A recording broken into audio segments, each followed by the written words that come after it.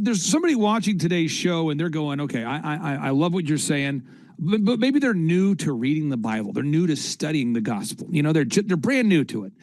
Where would you recommend our listeners would dive into if they want to learn? The Bible's a big book. There's 66 books in the latest edition of the Bible, right? So for anybody out there that says, hey, where should I start? What would you say? Well, I would first tell you that it is not a book that you should read from cover to cover. Don't read it from beginning to end, even though it begins in the beginning and it ends in the end. Because our faith is centered on the person of Jesus Christ and his finished work on the cross. I would start with the four Gospels.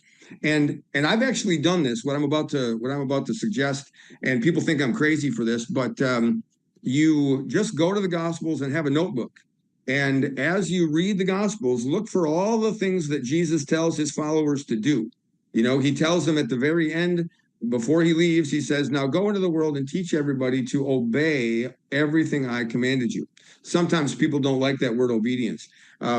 It's not legalism because we're saved by grace through faith, but it says we're saved to do the good works that he prepared in advance for us to do. So we still have to do good works as we live out our faith.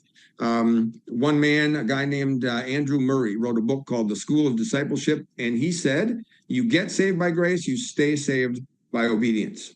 And I like that. So just take a notebook. I've done this twice in my life. Go through the Gospels, write down all the commands of Jesus, and then commit to obey them.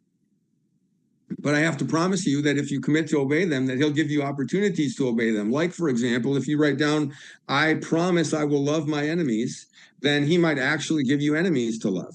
Or I promise I will turn the other cheek when I'm slapped on one cheek. Well, you might have someone slap you on the other cheek so that you can give you the opportunity to obey that command. So if you commit to obey his commands, he'll give you opportunities to obey his commands.